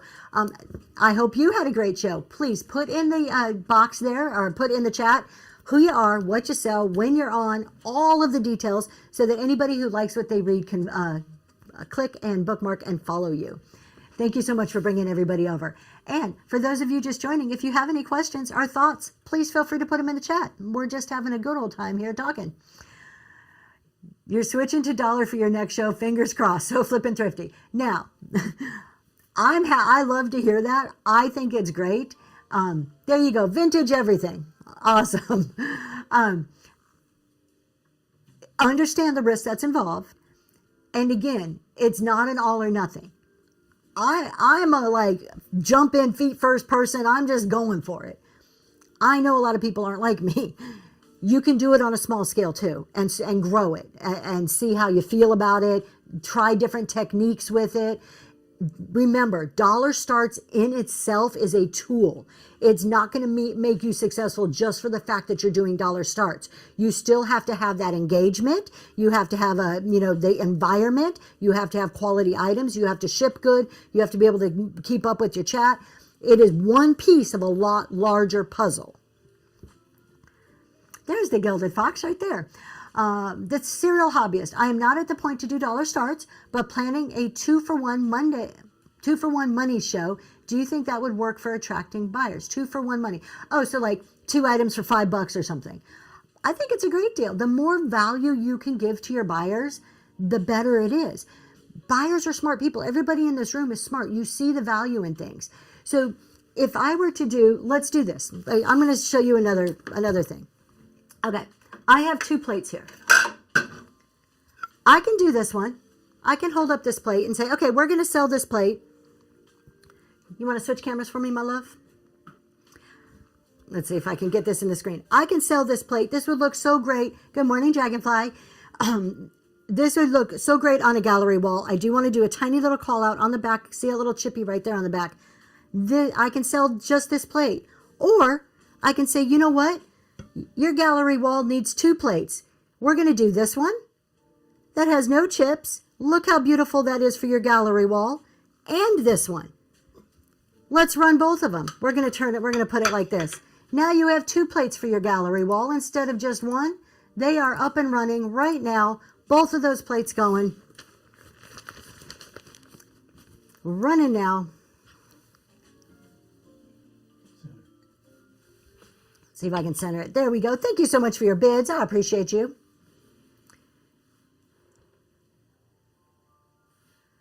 Shalom. Thank you so much. Okay. The point I'm making with this is I could sell just one, or I can add more value and sell 2. Anytime you can add more value, do it. Put 2 or 3 things together if you can. You come to one of my Saturday shows, you will quite often see me say, these 2 things have nothing to do with each other, but you know what? They need to go together. Particularly if they're items that instinctively on their own are a lower value. I want to comment on Dragonfly's comment really quick, and then I'll answer those questions. So a big tip, do not say dollar starts on your pictures to draw people in and then have items at $1 and way more. Commit, yes. If you're going to advertise it, go for it, or don't even advertise it and surprise the people in your room when they get there. How do I feel about win for choice? I think win. Okay, he wants to answer that, but he should get in the bubble, right, y'all? He needs to be in that bubble. I'm not prepared for the bubble. I was in Shop Happy show. Shout out for Shop Happy 2019. And she was making an interesting point about the choices.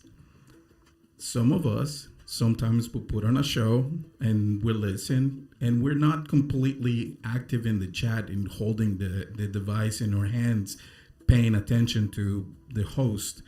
And we listen certain things, and then we see something that we like, and we might be swiping to bid on it. If you give me an option for this or that, and I'm not paying attention, and you're waiting for me to come back to the show to tell you I want number 1 or number 3 or number 4 or number 5, then that's a hard way to run a show. If you're waiting for me to tell you which one is it, and it creates a little bit of a pause in the show. That's what she was mentioning, and I thought it was a great point to make. It is a great point, but I'm gonna disagree with my husband on this. I agree with this point, but I'm going to give you another point of view. When you have something for choice, if I put 2 or 3 items out here, let's put a couple items out here.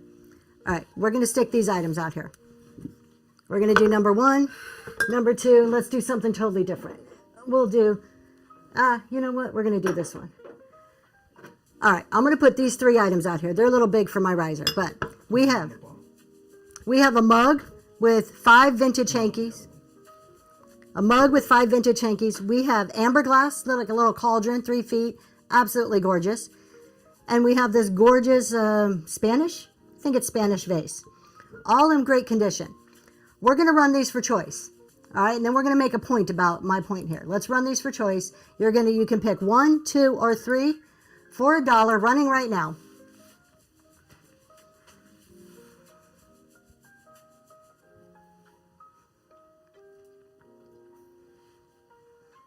Thank you for the bids. All right, Shalom, thank you so much. Shalom, would you like number 1 is the mug with the hankies, number 2 is the vase, or number 3 is the amber? Throw it in there which one you would like. Number 3, this one. So number 3, you'll let me know if I picked up the wrong one. Okay, so the point I want to make about this, everybody who just bid probably had something different in mind on the item that they wanted, right? But Shalom was looking at this and she's like, oh, I want that amber piece. Maybe somebody else bid and they were like, oh, I want that vase. That's the beauty of choice. The person who wanted the vase didn't know Shalom wanted the amber. They maybe thought that the other people wanted the same thing, and they're going to keep bidding and bidding up because they want what they want. Choice offers that FOMO, that scarcity, the competition with somebody else. It is a great mechanism to get that engagement and the excitement up and to increase your bids when you're doing an auction. Do not do choice after choice after choice, because then it becomes monotonous and you're waiting for people. Let's see. So flippin' thrifty. I missed some other questions. I'll go up and try to catch those in a second. I agree with him, but only when pre-bid situation. I don't like when sellers don't run again waiting. Yeah, I agree. I so agree. But what he was saying is, now, I just did the choice. What if Shalom had, she bid and ran to the bathroom, or maybe she was washing dishes or something, and now she's like, oh, I got to dry my hands real quick. I got to put my number in there. It could, I see his point, but I also see the benefit on how choice done occasionally could increase your bid, increase the bids that you're going to get. How can you have higher items in the shop and run? Oh, absolutely. Rara, you can put any prices in your shop. Let me read Mary's comment up here. Hold on. I'm getting there. My thing keeps going.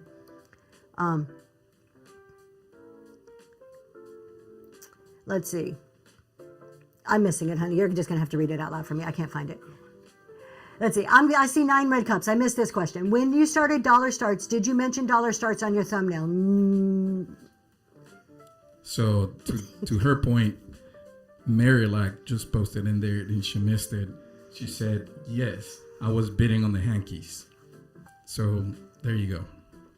We'll run the hankies again in just a second, Mary. I promise you.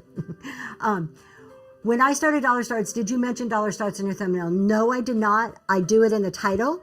I like my thumbnails to be the same from show to show as much as possible, or like the same type for my theme shows.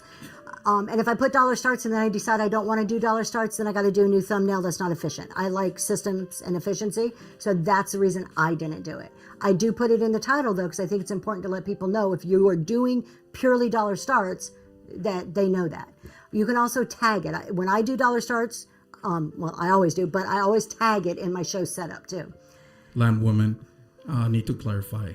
You can achieve the same things I do utilizing a software called OBS, Open Broadcast System, or software. I do not use OBS. I use something different. I've been in multimedia for a long, long time. And what I did when she started doing the shows, I brought part of the equipment into the mix to be able to deliver this type of show. So we use a bunch of different things. And no, we don't. We only use OBS when we're traveling. And if you're interested, you can send me a message. I'll put it on the box. Dragonfly says, but choice I think is different than what he was saying. People who list numbers they want to see and the seller is walking around looking for. So I read that, Dragonfly, maybe I'm not reading it correctly, but I read that as like a scan show, which I highly discourage. Nobody wants a scan show. I highly discourage scan shows done in very small little like micro moments. I think are okay. A quick scan, hey everybody, this is what we're doing today, now let's get to selling, I think is acceptable. But a pure scan show, I don't think is it's not a good business model.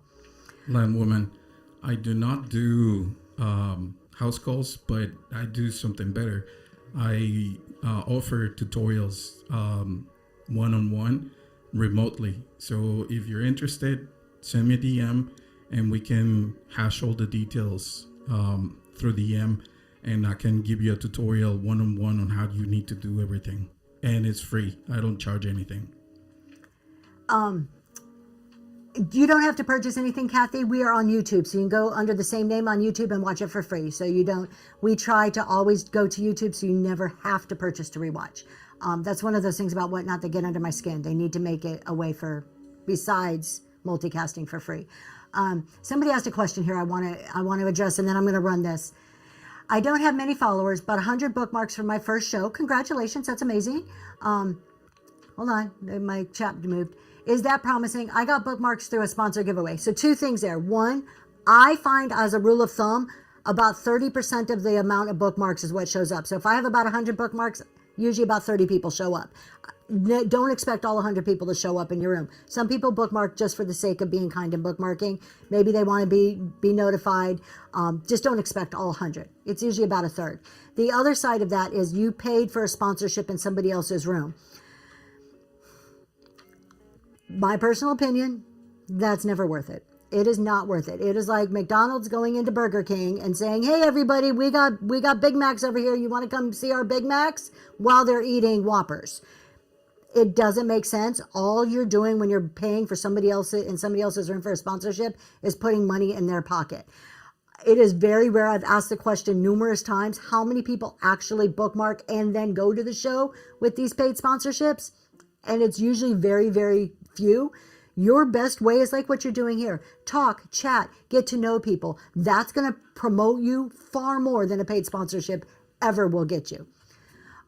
When we do dollar starts, I'm 2 months in and have the desire to do it, but when you feel comfortable with it. And I would say try it on a small scale. Pick 3 or 4 items, a show, work up from there. You don't have to do it all the way.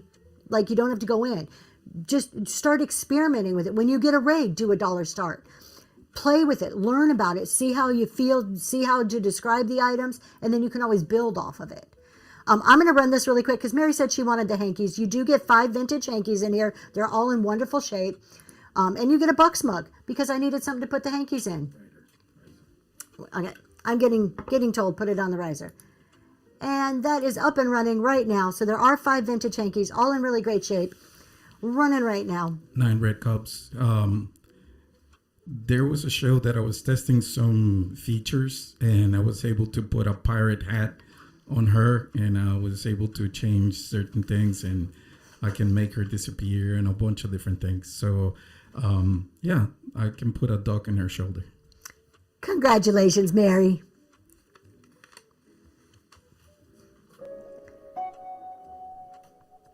All right, are we coming back? Thank you. All right. I'm like, he's over there talking. I'm like, you're not doing your job. You got to switch the cameras for me there.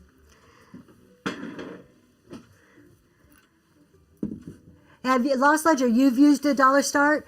I wish it was my tip. I cannot take credit for that. That was a total Jeremy Green 13 tip that I then copied off of him.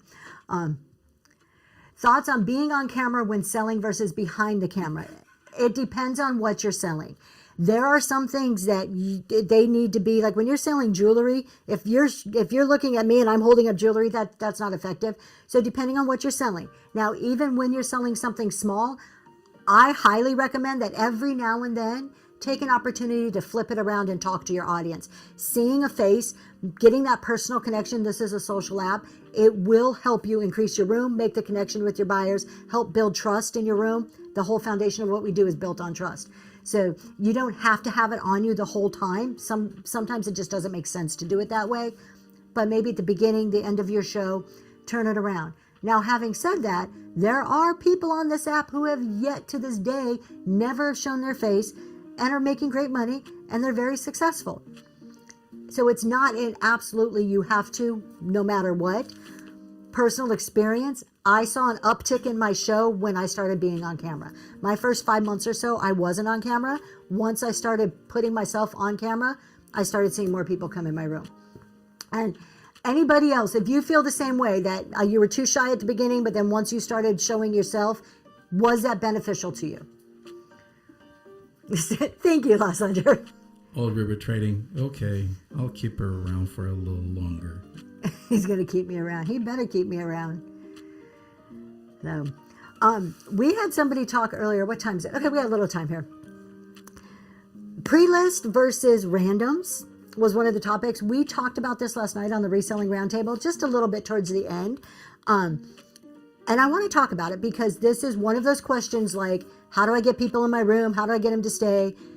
Pre-list versus random is one of those, just, you hear it all the time. We did squirrel a ton last night, but it was still a good show. Just started showing your face and it makes a difference. Well, good. See, I agree with that. Good morning, Hidden Lane.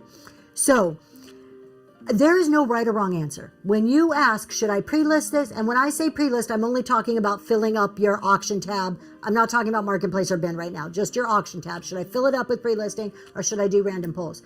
There's no right or wrong answer.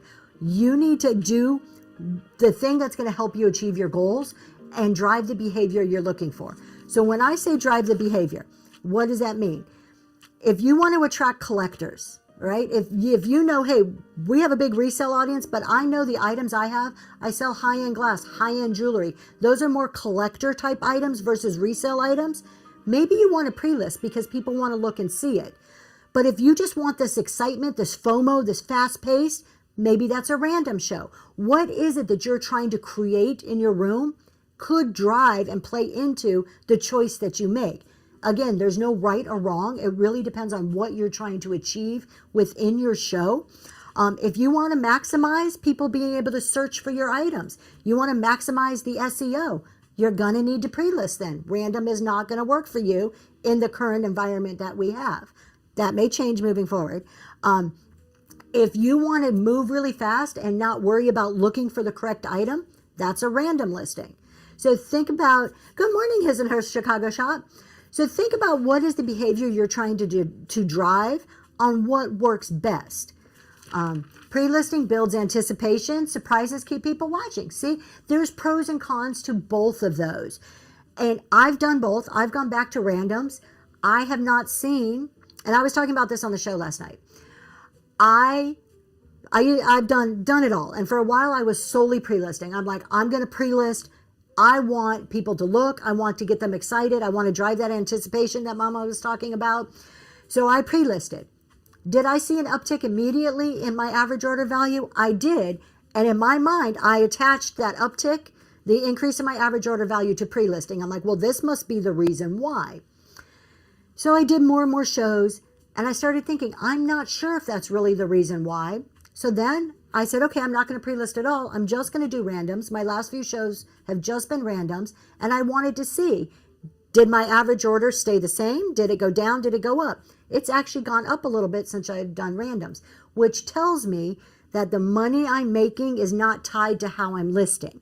The money I make on an item is tied to the environment, the excitement, the sale, the engagement, what's happening in the show, and the value of the items, the quality of the items, not whether they're pre-listed or not. So there's you can do it whichever way you want is kind of what I want to get to, but understanding the pros and the cons of each to make that decision. Let's see, what am I missing? Ophelia says, I pre-list so I can track my data. There you go. And that's one of the pros, so that it's easier to see what sold, what didn't sell, lets you know what to source, what not to source on the back end. Let me see if I'm missing other. I see some questions coming in. Would anybody be willing to peek at my show and give me their honest feedback after this? I'm going to address some more. Kiki's, I would love to. I have to run and do something, but y'all, if anybody would, please reach out to Kiki and let her know. Crystal, sometimes I think that also depends on where you are in your business. More normal viewers make random better, but listing can pull. Absolutely, Crystals. Again, what behavior are you trying to drive? What are you trying to achieve in that show should be part of the consideration of if you're pre-listing or not. Also, if you're brand new, you're just starting out, Pre-listing makes shipping a whole lot easier. And you're putting the time in on the front to save time on the back. So how do we get people in? I've got the items, I've got the followers, but sometimes it's just me, is paying to boost. So the Gilded Pebble. I did an experiment where I paid to promote 3 shows. When I say paid to promote, I paid whatnot to promote the show. I found, did I get a few more people in there? Yeah. Did the reports that they give me look really amazing, like all these people were there? Yes. When I started digging into the reports, there wasn't any substance behind them. Whatnot couldn't back up the numbers they were giving me, so I didn't feel the reports really showed me valid, good information that I can use in my business. I came to the conclusion that promoting was not for me. I do know other people. Daisy Lane will talk about promoting, and she swears by it. She says it works for her. I think it's something that everybody should try once or twice. Dig into the numbers that they give you, dig into those reports that Whatnot gives you, and then decide. I couldn't trust the numbers. Here's what kind of put the nail in the coffin for me. There was 2 things on those reports when I promoted that made me say no more promotions. Was I did 3 shows not promoted, 3 shows promoted. Kind of apples to apples in comparison, right? The best I could, I tried to remove all the variance to make it as equal as I possibly could. When I looked at the new buyers coming in, the new buyers, I was able to generate new buyers more organically than what I got from the promotion. So that told me I don't need a promotion to get new people in my room. Second thing, Shalom, you're coming to the meetup, yay. The second thing was, there is a number that says how many impressions you get. This is how many people they put your show in front of. The number is very impressive on this report. For mine, it said like they put my show in front of like over 4,000 people. That looks really cool to see that number. But when I started looking at, there's never even like at the time my show was, there wasn't even that many people in the vintage decor category. Who were you putting it in front of? Whatnot couldn't tell me that information. Are you putting it in front of sports card people? Do they even like what I'm selling? So that's where I backed off of it because I didn't feel the information was valid. His and her Chicago shop. So we did a raid train on Saturday. We finished 3rd. Well, that's good. Top 3 is good. However, our average ticket was 22 higher than the folks that won. Everything pre-listed. There's a plus for pre-listing. There's some of the pros I put. Buyers can shop before the show. That anticipation that Mama said. There's definitely pros. Absolutely positive things why you would want to pre-list. Right here, particularly for a raid train. I'm doing a raid train coming up next month, Best of Southwest, that I will pre-list for, because I think especially for raid trains, people are looking on your show compared to other shows on that train because they may like whatever that decor is or the theme of that train, and they're trying to decide where to spend their money. That, to me, the behavior I want to drive is to come to spend your money on my show, not the person before or after me. So I think pre-listing and something like that works very well. I go back to, I make my decision based on the behavior I want for that show. He's in her shop, Chicago. Congratulations. So Margaritaville, now you're pointing out the con to it. Pros and cons to everything, right? If I come into your show and it's pre-listed, I will look, and if I don't see anything, I'm out the door. That's the con to pre-listing. How many of you do that? The CEO Challenge, Travel My Closet, let me tell you about that as soon as we get the answer to this.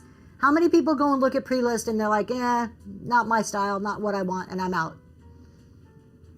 A lot of people do. So that's a con. But again, pros and cons to everything. Ready? Oh, we're going to run the CEO Challenge real quick, and then the Gilded Pebble, I'll answer your question too.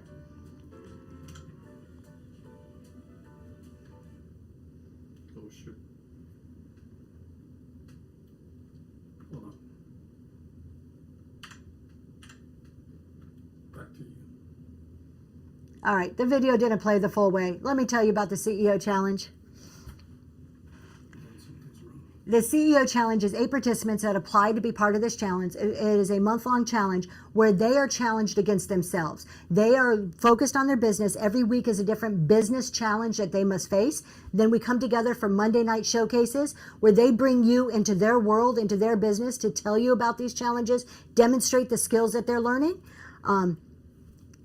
demonstrate the skills that they're learning. Monday night is our final showcase where we're going to wrap up the month and you're going to hear how they improved their businesses. One of the things they need to do is to pick a metric at the very beginning of the month and focus on improving that metric during the month. Average order value, repeat buyers, net profit. So Monday night, we're going to find out, did their metrics improve by like concentrated effort and real focus, what happened in their business. So tune in Monday night. Come and watch the final showcase. Season 3 is coming in October. If you're interested, DM me and we'll get you on the list for an application. Crystal says, it's the best thing ever. I know I missed some questions here. Let me go back. What are our thoughts on raid trains that have mixed sellers? I love cross-category raid trains. To me, raid trains are about marketing. They're about getting in front of people that you may not have the chance to get in front of otherwise. So cross-category raid trains are the absolute best way to do that. I love them. All right, let me give it a try. All right, let's see if he fixed it, the video real quick.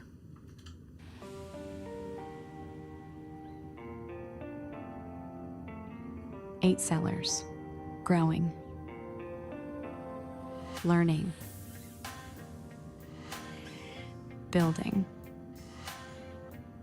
Through weekly challenges,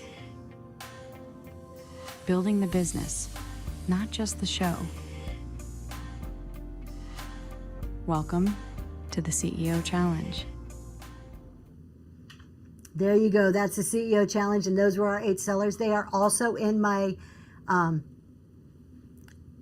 Livy. Oh, it is tonight. It is. Why am I thinking it's Friday? Livy corrected me. I keep saying come Monday. Today's Monday. For some reason, I'm sitting here thinking it's Friday. The CEO Challenge is tonight. We got a raid. Welcome in, Raiders! Grab your hats and step into Zoe's treasures, where the relics aren't cursed. They are for sale. Executive Lux, thank you so much for bringing your friends over here. Y'all, my name's Tracy. This is Zoe's Treasures. We're doing a chat and sell, probably a little more chatting than we are selling. Executive Lux, please put in the chat who you are, what you sell, when you sell it, all the good stuff so that people can bookmark and follow you. And thank you for the raid, and I hope you had a wonderful show. We are having a great show. At least I'm enjoying it, you know. Swan and Thistle says, the CEO Challenge has been an amazing experience. Thank you so much. I can say our 6 participants who did season 1, they all showed an improvement in their metrics. I had a really good feedback from them. I also got some constructive feedback that we've tried incorporating into season 2 to make it even better. So, speaking of rating, what's your recommendation or strategy on rating into another seller? Kiki, I may have a very different view on this. So take this with a grain of salt, okay? I am very picky on who I raid. I am very picky. I will usually raid what I consider somebody safe. That's somebody that I've had a personal honey, what's going on? Okay, hold on. There you go. He's pressing buttons over there. I will typically raid people that I've had a personal experience with that I can trust to bring my people to the room. I've just had some bad experiences when I do random raids.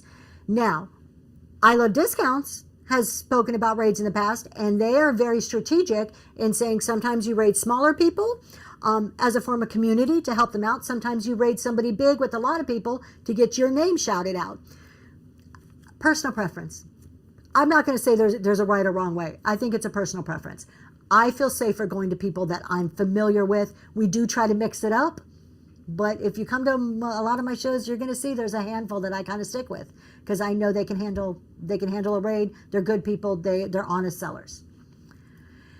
Livy Will, CEO Challenge means new friends, support, constructive criticism, and a push to try. I love that, Livy. We do push. The CEO Challenge, we do push to try new things. We have added something new this season, where I Love Discounts joins me. And at the end of the Monday night, so tonight, 8:40, you'll see I'll co-host I Love Discounts. And what we do is recap each of the 8 sellers. We tell them what they did well and then what they can improve on. And this is live. And what we're finding is that we have people coming into the room and they're taking notes. And they're kind of like, oh, I'm working on this too, or I doing that in my show. How can I make my show better? So they're listening to this feedback and kind of going away, even if they're not participants. We're getting messages that this is happening. You're a horrible raid picker, but it's entertaining. Hey, I've heard some crazy stuff out there. It makes for good entertainment sometimes.